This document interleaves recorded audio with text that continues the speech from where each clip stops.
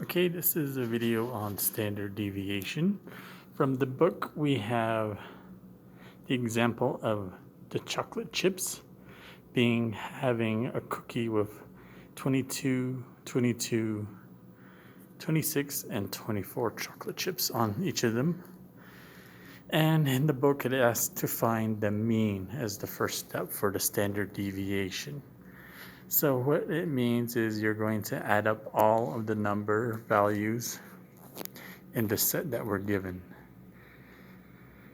So the first step is adding 22 plus 22 plus 26 plus 24 and divided by the number of the chocolate chips, which is 4, which is equal to 94 over 4. And if you use a calculator, it comes out to 23.5. The second step requires us to subtract the mean from each of the values. So as you can see here on top is the values that we have.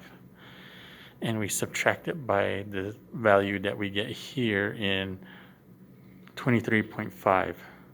So we subtract the first set, which is 22 by 23.5, and we get negative 1.5 as follows. For the second one, negative 1.5, 26, subtract 23.5, you get positive 2.5, and 24, subtract 23.5, and you get 0.5. That carries over to the third step, which has us squaring each deviation from step 2, as you can see in the formula and the parentheses.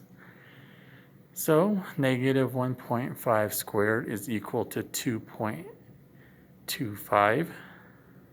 2.5 squared is 6.25, and 0.5 squared is equal to 0.25. Step 4 has us adding all of the squares from step 3. So as you can see in all of these from step 3 are going to be squared, are going to be added.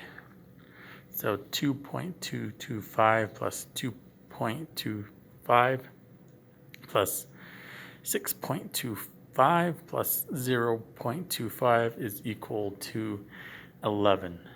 Step 5 has us dividing the total from step 4, which is 11, and dividing it by the number subtract by 1. Subtract 1.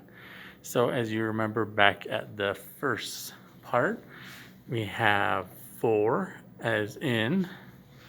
So down at the bottom here, we have 4 subtract 1.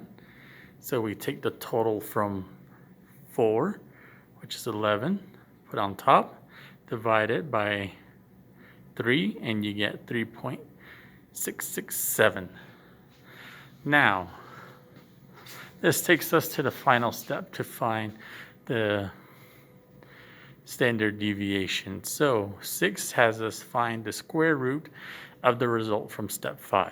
So as you can remember, our result is 3.667.